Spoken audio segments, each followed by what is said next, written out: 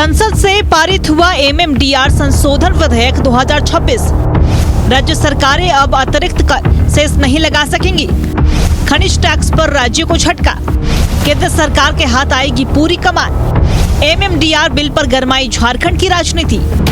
खान और खनिज संशोधन विधेयक 2026 संसद से पारित हो गया और इस विधेयक का प्रमुख प्रावधान खनिज अधिकारों पर राज्य सरकारों की ओर से अतिरिक्त टैक्स, सेस या अन्य शुल्क लगाने पर रोक से जुड़ा है। केंद्रीय कोयला एवं खान मंत्री जी किशन रेड्डी ने विपक्षी सदस्यों के कई मुद्दों पर विरोध के बीच विधेयक को पेश किया। देश में खनिजों और खनिज युक्त भूमि पर राज्य सरकारें अब अतिरिक्त कर, उपकर या किसी भी तरह का अन्य शुल्क नहीं लगा सकेंगी। इससे झारखंड सरकार को बड़ा झटका लगा है। झारखंड खनिज पर नहीं लग सकेगा सेस, केंद्र सरकार के हाथ आएगी पूरी कमान। झारखंड को सालाना 8 से 10 हजार करोड़ का होगा घाटा। 1,36,000 करोड़ बकाया के दावे पर भी पड़ेगा असर। मैया सम्मान, सर्वजन पेंशन जैसी योजनाओं पर भी लग सकता है ग्रहण। इस बिल पर झारखंड में सियासी बवाल मचा है। हेमंत सरकार में मंत्री योगेंद्र प्रसाद ने इसे केंद्र का तुगलकी फरमान बताया है और कहा है कि इसे लेकर झारखंड सरकार सदन से सड़क तक एक बड़ी लड़ाई लड़ने की तैयारी में है। लेकिन जिस तरह से यह तुगलकी फरमान किया है कि जो भी कर मेरा बकाया अगर केंद्र के पास है वह भी कर अब हम नहीं वसूल पाएंगे। जो हमको लगभग 1.5 लाख करोड़ का जो कर का राशि बकाया था अब वह भी इस विधेयक के आधार पर वसूल नहीं कर पाएंगे। अतिरिक्त नया कर भी हम नहीं वसूल कर पाएंगे। तो निश्चित तौर पर राज्य का विकास को रोकने का भारतीय जनता पार्टी का एक प्रयास है। वही मंत्री शिल्पी नेहा तिर्की ने आरोप लगाया है कि इस बिल का मकसद राज्य सरकार के अधिकार को सीमित करना है, जिससे झारखंड को काफी नुकसान होगा। बिल्कुल ये नुकसान का विषय है, इसीलिए क्योंकि जो कर है राज्य सरकार को जो अधिकार होता है उन करों को लगाने के लिए उसको सीमित किया जा रहा है। हमें लगता है ये फिर से पूंजीपतियों को लाभ पहुंचाने वाला ही एक तरीके का बिल है। तो ये काफ़ी नुकसानदायक बिल रहेगा किसी भी राज्य सरकार के लिए और ख़ास करके झारखंड जैसे राज्य के लिए जो अधिकतर अपने आय में के लिए ऐसे मिनरल्स और कोल रॉयल्टीज़ पे ही डिपेंड करते हैं।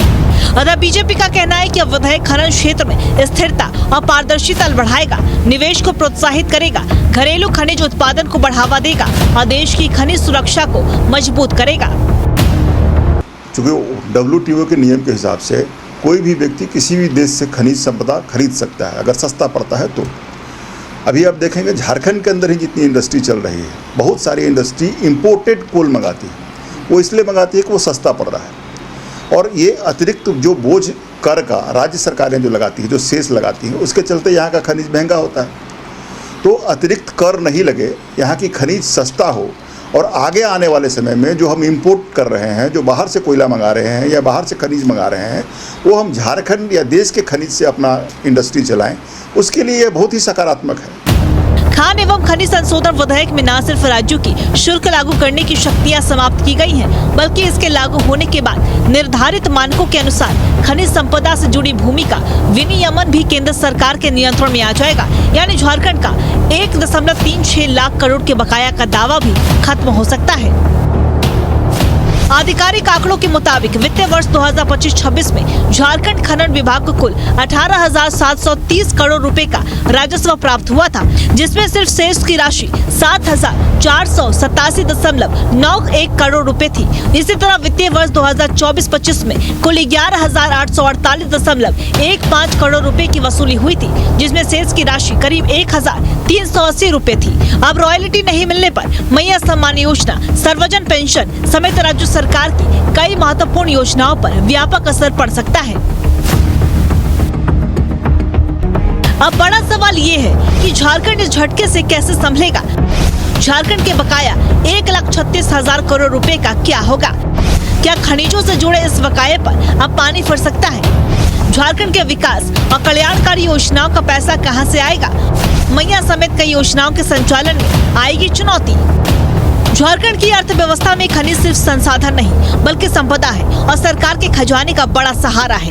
ऐसे में अगर खनिज से आने वाला राजस्व घटा तो सीधा असर हेमंत सरकार की प्रमुख कल्याणकारी योजनाएं, खासकर मुख्यमंत्री मैया सम्मान योजना और अन्य सामाजिक सुरक्षा कार्यक्रम वित्तीय मोर्चे पर प्रभावित हो सकते हैं, क्योंकि पहले से की गई कई विभागों में कमियों को वेतन के लाले पड़े हैं। ऐसे में अगले 3 साल हेमंत सरकार के लिए आम लोगों की योजनाओं का वहन करना और वेतन देना किसी अग्नि परीक्षा से कम नहीं है, क्योंकि पैसा आएगा कहां से।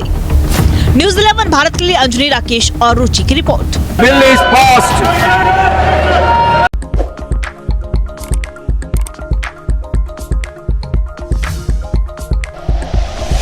Like and share videos, subscribe करें हमारा चैनल और प्रेस करें बेल आइकॉन। न्यूज़ 11 भारत, सच है तो दिखेगा।